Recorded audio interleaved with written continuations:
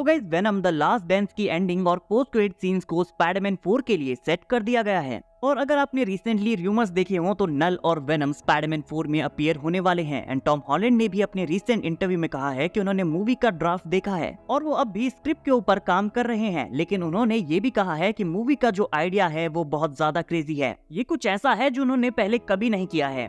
और Tom Hardy जो कि एडी ब्रॉक का रोल प्ले करते हैं, उन्होंने कहा है कि ये उनकी लास्ट वेनम मूवी है, लेकिन वो स्पाइडरमैन के साथ रिटर्न कर सकते हैं। और ये चीज उन्होंने स्पेशली टॉम हॉलैंड के स्पाइडरमैन के लिए कही है। तो ऐसे काफी सारे साइंस हैं जो नल एंड वेनम को स्पाइडरमैन 4 की तरफ लीड करते हैं। और अगर आपने वेनम 3 नहीं भी देखी है, फिर भी आपको पता होगा कि सोनी ने ये क्लियर कर दिया था कि नल हमें आगे भी देखने को मिलेगा। और अगर आपने मूवी देखी है तो आप समझ ही गए होंगे कि ये तो नल के कैरेक्टर की बस शुरुआत है। तो इस वीडियो में हम वेनम 3 की एंडिंग और पोस्ट क्रेडिट सीन्स को डिटेल में डिस्कस करेंगे कि कैसे ये इवेंट स्पाइडरमैन 4 की तरफ लीड करते हैं। तो ऑब्वियसली आगे स्पॉयलर्स आने वाले हैं।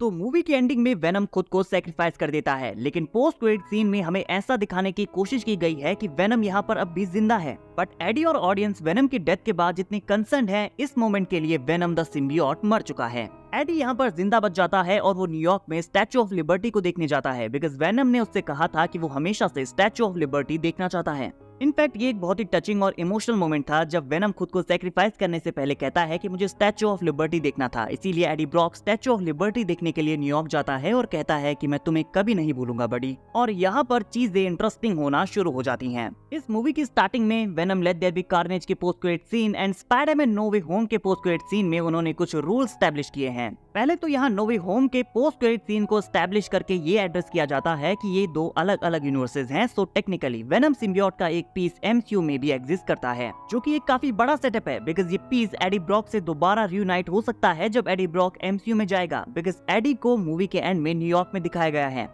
और Venom late there be Carnage के पोस्ट क्रेडिट सीन, नो वे होम के पोस्ट क्रेडिट सीन और वेनम 3 की बिगिनिंग में भी ये एस्टैब्लिश किया गया है कि मल्टीवर्स ट्रैवल यहाँ पर सिंपली मल्टीवर्स के थ्रू ट्रैवल करना है, न कि स्पेस के थ्रू ट्रैवल करना। मतलब वेनम ओरिजिनली अभी मैक्सिको के एक होटल में है, जहाँ वेनम 2 के पोस्ट क्रेडिट सीन में उसे एमसीयू में लाया जाता है। तो उसे जब यहाँ पर लाया जाता है तो वो स्पेस के थ्रू यहाँ ट्रैवल नहीं करता, वो अब भी मैक्सिको के उसी होटल में था, बस यहाँ पर यूनिवर्स चेंज हो गया है। अब नेक्स्ट हम उसे स्पाइडरमैन नो वे होम के पोस्ट क्रेडिट सीन में देखते हैं, जहाँ वो अब भी एमसीयू के उसी मैक्सिकन बार में होता है। देन वेनम 3 में वो एमसीयू से सोनी स्पाइडरवर्स में वापस आता है, लेकिन अब भी वो उसी सेम मैक्सिकन बार में ही होता है। तो ये दो पोस्ट क्रेडिट सीन और वेनम 3 की बिगिनिंग में हमें ये शो किया गया है कि आप स्पेस के थ्रू मूव नहीं होते हैं। लाइक अगर आप अपने यूनिवर्स में किसी स्पॉट में प्रेजेंट हैं और अगर आप मल्टीवर्सल ट्रैवल करते हैं तो आप प्रीटी मच सेम स्पॉट में ही दूसरे यूनिवर्स में अपीयर होते हैं। आपका बस यूनिवर्स चेंज होता है, वो जगह नहीं, अनलेस ये कम्प्लीटली डिफरेंट यूनिवर्स हो। और ऐसा यहाँ पर जानबूझकर किया गया है क्योंकि मूवी के एंड में एडी ब्रॉक न्यूयॉर्क में आ गया है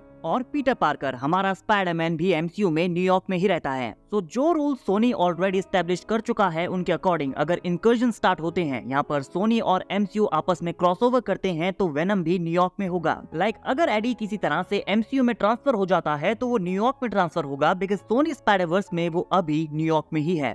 तो आई थिंक टॉम हार्डी के एडी ब्रॉक को एमसीयू में लाने के लिए ये एक काफी बड़ा सेटअप है, बिकॉज हम जानते हैं कि मल्टीवर्स कोलैप्स होने वाला है और सीक्रेट वॉर्स में हमारे पास सिर्फ एक यूनिवर्स होगा, बल्कि पूरा मल्टीवर्स डिस्ट्रॉय हो जाएगा और हमारे पास ओनली बैटल वर्ल्ड बचेगा। तो एक टाइम पर सोनी स्पाइडरवर्स और एमसीयू भी एक दूसरे से फ्यूज करेंगे। लाइक हम ऑलरेडी जानते हैं कि डेडपूल एंड वुल्वरीन का फॉक्स यूनिवर्स भी एक पॉइंट पर एमसीयू में आने वाला है। सो आई एम अज्यूमिंग कि यही सेम चीज यहाँ पर एडी ब्रॉक के साथ भी होगी। मुझे नहीं लगता कि मैडम वेब और मॉर्बियस जैसे कैरेक्टर एमसीयू को ज्वाइन करेंगे, लेकिन अगर सोनी वेनम को एमसीयू में नहीं लाता है तो ये एक बहुत बड़ी मिस अपॉर्चुनिटी होगी। नाउ वेनम को वापस लाने के दो तरीके हैं। पहला वो जो हमें सेकंड पोस्ट क्रेडिट सीन में दिखाया गया था, जहां बारटेंडर एरिया 51 के डिस्ट्रॉयड रबल में बाहर आता है। वो यहाँ टोटली कंफ्यूज था, बट इस पोस्ट क्रेडिट सीन का रियल पॉइंट था वो कॉकरोच जो यहाँ ब्लैक सिम्बियोट की तरह अपीयर होता है। लाइक वो वेनम के साथ ऑलरेडी बॉन्ड बना चुका है और ये काफी इंटेंशनल था, बिकॉज मूवी के बीच में डॉक्टर पेन कहती है कि कॉकरोचेस 200 मिलियन ईयर्स ओल्ड हैं और वो कुछ भी सर्वाइव कर सकते हैं। और ये लाइन मूवी में रखी इसलिए गई थी ताकि पोस्ट क्रेडिट सीन में हमें ये सीन दिखाया जा सके, जो कि ये सेटअप करता है कि वेनम ने भले ही एडी को बचाने के लिए खुद को सैक्रिफाइस कर दिया, यहाँ पर जीनोफेजेस और खुद के ऊपर एसिड डलवाया और इस प्रोसेस में हर कोई मर गया, साथ में में वेनम भी। लेकिन इसी बीच वेनम का एक पीस इस कॉकरोच के साथ बॉन्ड बनाता है और सिम्बियोट यहाँ पर जिंदा बच जाता है, क्योंकि कॉकरोचेस कुछ भी सरवाइव कर सकते हैं। तो ये था हमारा पोस्ट क्रेडिट सीन, जहाँ कॉकरोच ब्लैक कलर का दिख रहा है और लगता है कि ये सिम्बियोट के साथ बॉन्ड बना चुका है, जिसका मतलब है कि वेनम सोनी यूनिवर्स में अभी जिंदा है। और ये चीज काफी इंटरेस्टिंग है, क्योंकि सोनी एंड टॉम हार्डी के अकॉर्डिंग ये टॉम हार्डी के वेनम की लास्ट मूवी है। और ऐसा हो सकता है क्योंकि अब वो स्पाइडरमैन 4 के लिए एमसीयू में आने वाला है। सो ये भले ही उनकी लास्ट सोलो वेनम मूवी हो, बट उन्हें हम दोबारा एमसीयू में देखेंगे। नाउ एक और तरीका है जहां वेनम को एडी के साथ रीयूनाइट किया जा सकता है, और ये स्पाइडरमैन नो वे होम के पोस्ट क्रेडिट सीन में सेटअप किया गया था, जहां वेनम सिम्बियोट का एक पीस एमसीयू में छोड़ गया था। तो Avengers doomsday and secret Wars के इवेंट्स में जब सारे यूनिवर्सेस एक साथ कोलैप्स एंड फ्यूज होना शुरू करेंगे, और अगर एडी ब्रॉक एमसीयू में आता है, तो वो डेफिनेटली इस वेनम सिम्बियोट के पीस के साथ बॉन्ड बनाएगा। और ये भी वेनम ही होगा, क्योंकि ऑब्वियसली वो वेनम का पार्ट है और वो जानता है कि एडी कौन है, तो वो एडी को भी सेंस कर सकता है। गाइस, एक और थ्योरी है जो ये इंडिकेट करती है कि स्पाइडरमैन 4 में स्पाइडरमैन मरने वाला है, जिसके बाद वेनम उसे सेव करेगा और यहाँ दोनों मिलकर कोडेक्स फॉर्म करेंगे, जैसा कि वेनम 3 में एडी और वेनम ने किया था।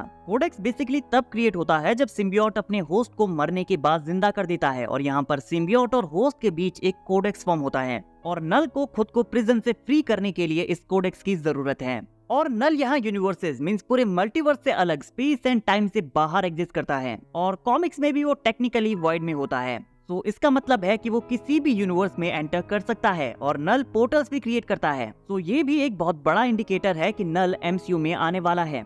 और हमने सुना है कि स्पाइडरमैन 4 में पीटर को ब्लैक वेनम सिम्बियोट सूट मिलने वाला है। सो यहाँ पर स्पाइडरमैन एंड वेनम के बीच कोडेक्स क्रिएट होने वाला है, और ये चीज नल को एमसीयू में लाएगी। और किसी तरह से हम एडी ब्रॉक को भी एमसीयू में देखने वाले हैं, जो कि इनकर्जन्स और किसी तरह के मल्टीवर्सल ट्रैवल के थ्रू एमसीयू में पहुंचेगा। और फिलहाल नल अब भी ट्रैप्ड है, उसे कोडेक्स नहीं मिला है। उसे लगता है कि वेनम सिम्बियोट मर चुका है, लेकिन ऐसा नहीं है। सोनी का कहना है कि नल हमें आगे भी मूवीज में देखने को मिलेगा। सो मे बी उनमें से एक मूवी हमें एमसीयू में भी देखने को मिल सकती है, क्योंकि चीजें इस रूट के लिए सेट की जा चुकी हैं। साथ में टॉम हार्डी ने स्पाइडरमैन 4 में अपने कमबैक को लेकर कुछ सिग्नल्स दिए हैं, और टॉम हॉलैंड का कहना है कि स्पाइडरमैन 4 की स्क्रिप्ट बहुत ज्यादा क्रेजी है, कुछ ऐसी जो उन्होंने पहले कभी नहीं देखी है। तो ये सारी चीजें एक ही हिंट देती है कि क्रॉसओवर आने वाला है। वेल, ऑफ कोर्स ये सारी चीजें अभी कंफर्म नहीं है, लेकिन अगर सोनी एंड मार्वल ऐसा करना चाहता है तो उन्होंने चीजों को काफी डिसेंट वे में सेट किया है, और वो भी बिना स्पाइडरमैन को मेंशन किए। बट वेनम अब भी जिंदा है, एडी अब भी जिंदा है, नल अब भी ट्रैप्ड है। उसे बाहर निकलने के लिए कोडेक्स की जरूरत है, और सोनी ने उसके लिए अदर मूवीज प्लान की है, तो वो क्लियरली एक पॉइंट पर उस कोडेक्स को हासिल कर लेगा।